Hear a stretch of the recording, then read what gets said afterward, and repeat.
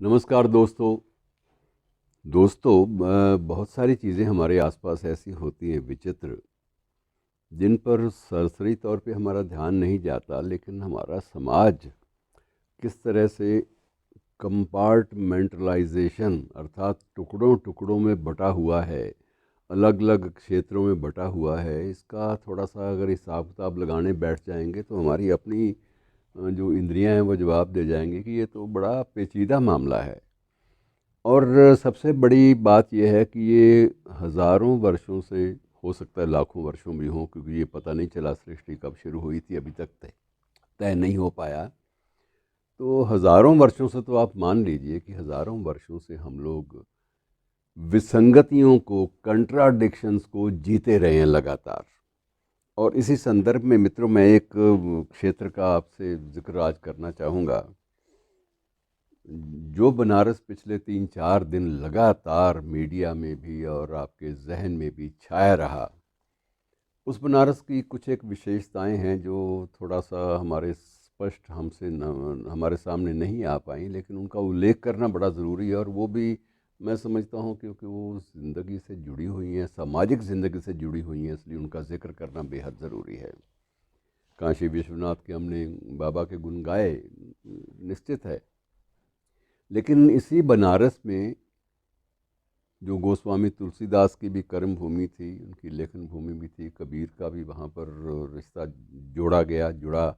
और इसी प्रकार से मुंशी प्रेमचंद भी वहाँ के आस पास के गांव में, लम्ही में ही उनका स्मारक भी है। जो लेडी एनी बेसेंट का जो स्थान था, थियोसॉफिकल सोसाइटी, उन्होंने भी इसी को चुना। और दुनिया भर के तांत्रिक जो हैं वो भी यहाँ पर बाकायदा छाए हुए हैं।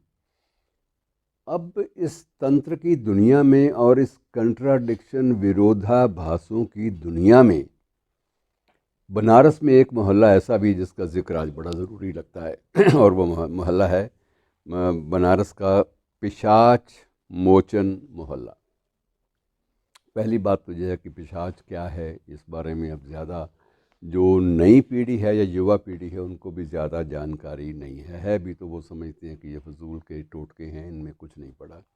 लेकिन हकीकत यह है कि गांव में जहाँ जहाँ अनपढ़ता है, जहाँ जहाँ अभी तक ज्ञान का प्रसार नहीं हुआ, उन सारे क्षेत्रों में ये चीज़ें बाकायदा परेशान करती हैं। और वो मोहल्ला जो है, उस मोहल्ले में ज़्यादातर लोग जो हैं वो तांत्रिक रहते हैं।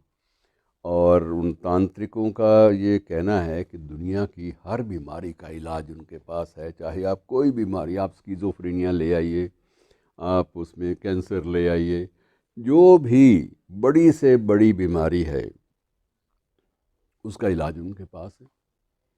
और उनके इलाज के तौर तरीके बिल्कुल अलग हैं, जिनको किसी भी चिकित्सा पद्धति द्वारा स्वीकार किया जाना तो दूर की बात है, उसके बारे में सोचा जाना भी उनको अजीब लगता है कि लोग कैसे करवा लेते हैं ऐसा इलाज, और कैसे लोग इस इलाज के चक्कर में पड़ जाते हैं। और मित्रों, ये भी मैं आपको बताऊं कि वहाँ इलाज कराने वालों की संख्या भी, को ये नहीं कि 10-20 लोग होते हैं, सैकड़ों और हज़ारों की संख्या में लोग वहाँ जाते हैं। और कुछ एक तो काल के खंड ऐसे होते हैं, कुछ एक समय अवधि ऐसी होती है जब वहाँ पर विदेशी भी चले जाते हैं सारा कुछ देखने के लिए। और ये सब कुछ चल रहा है, आज से नहीं चल रहा, सदियों से चल रहा है। कब से चल रहा है सब कोई इतिहास हमारे पास नहीं है। और इसमें होता मित्रों क्या है, क्यों ये जो लोग जाते हैं वहाँ पर सैकड़ों और हज़ारों की संख्या में, तो कारण उसका, दो कारण उसके बताए जाते हैं। एक तो यह है कि इलाज इतना महंगा हो गया है कि कोई भी व्यक्ति, आम व्यक्ति, सामान्य व्यक्ति जो मेहनत कश है, जो छोटे वर्ग से है, जिसके पास साधन नहीं है, वो सीधी बात यह है कि महंगा इलाज अफोर्ड ही नहीं करता। वो उसके पास इतने संसाधन हैं ही नहीं। तो वो क्या करता है कि सस्ते इलाज के चक्कर में वो पहुंच जाता है, बनारस के पिशाच मोहल्ले में पहुंच जाता है। अब बनारस के पिशाच मोहल्ले में मित्रों अलग अलग तरह के इलाज होते हैं। उसमें रोगी को जंजीरों से बांधा भी जाता है, रोगी की पिटाई भी होती है, रोगी को कपड़ों के ऊपर से भी इंजेक्शन लगा दिए जाते हैं, और यहाँ तक कि अभद्र भाषा का प्रयोग भी होता है। गालियाँ भी दी जाती हैं, और जबकि वो स्पष्टीकरण ये देते हैं कि ये गालियाँ हम इस व्यक्ति को नहीं दे रहे, बल्कि गालियाँ उस पिशाच को दे रहे हैं, उस प्रेत को दे रहे हैं, जो जिसका साया इसके ऊपर मंडरा रहा है। मोटी सी बात आपको बता दूं, पिशाच भी एक योनि मानी जाती है, कि पिशाच भी एक योनि है, प्रेत योनि भी है। ये अलग अलग इनकी क्लासिफिकेशन बड़ी लंबी चौड़ी है, इनका जिक्र करेंगे तो लंबा इतिहास है। मोटी सी बात मान के चलिए कि ये कहते हैं कि जो जिनकी मृत्यु असामयिक रूप से हो जाती है, इल टाइम डेथ हो जाती है, वो ऐसे हालात में आकस्मिक मृत्यु भी कह सकते हैं, हादसा भी कह सकते हैं। और ऐसे जो जिनकी मृत्यु होती है, उनकी जो अंतिम क्रियाएं हैं, जैसे उनको दीपक दिखाना, उनको कुछ और ऐसी जो परंपराएं हैं वो पूरी नहीं हो पाती, तो वो कहते हैं कि वो उनकी मुक्ति नहीं होती। मुक्ति नहीं होती तो क्या बन जाते हैं? वो पिशाच और प्रेत।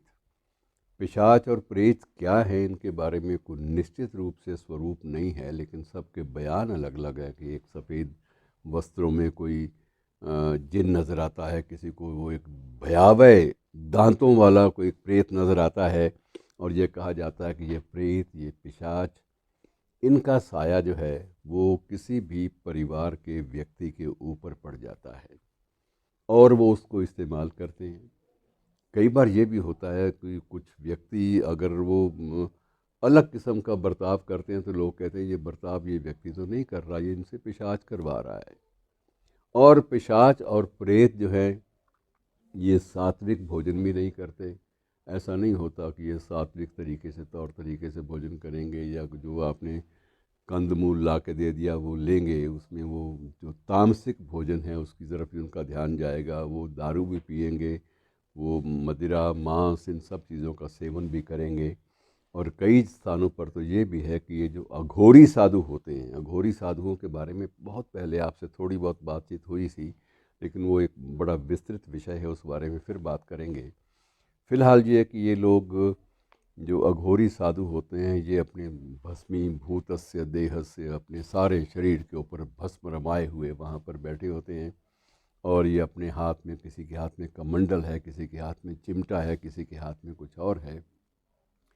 पूजा पाठ या ईश्वर का नाम वहाँ नहीं चलता। वहाँ जो कुछ तंत्र विद्या से पूजा पाठ होता है, वो सारा का सारा तांत्रिक ही तय करते हैं, और जो उनके मुंह से निकल गया वो पूरा करना पड़ता है।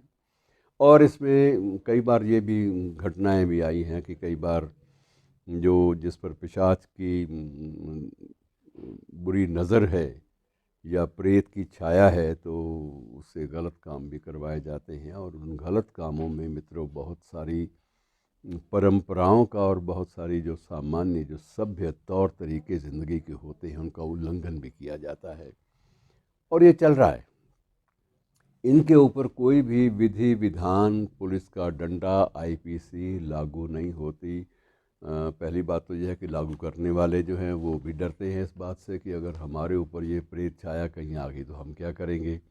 तो अलग अलग तरह से चीज़ें सामने हैं, लेकिन मुख्य रूप से कारण दो ही हैं, एक अज्ञान और दूसरा साधनहीनता, विपन्नता, गरीबी। गरीबी और अज्ञान कितना खतरनाक एक तंत्र जो है वो बनाए हुए हैं, रचे हुए हैं, आप इस बात से हैरान होंगे मित्रों। और ये पिशाच मोहल्ला बनारस में, उस बनारस में जिसकी चर्चा हम लगातार 4 दिन से सुनते आए हैं, जहां हम विश्व भर के पर्यटकों को निमंत्रण दे रहे हैं कि आइए, धार्मिक पर्यटन का सबसे श्रेष्ठ स्थल है। और इसमें कोई दो राय नहीं है कि जो कुछ दिखाई दिया है मीडिया में वो गज़ब का है, और उसमें उसने बनारस के लोगों की ज़िंदगी बदली है। लेकिन पिशाच मोहल्ले में कोई बदलाव आया हो, इस बात के कोई संकेत नहीं मिलते। और ये मित्रों, पिशाच मोहल्ला सिर्फ किताबों में या मीडिया पर या इंटरनेट पर नहीं मौजूद, बल्कि ये बाकायदा धरती पर, कठोर धरातल पर हज़ारों वर्षों से मौजूद है। शुक्रिया।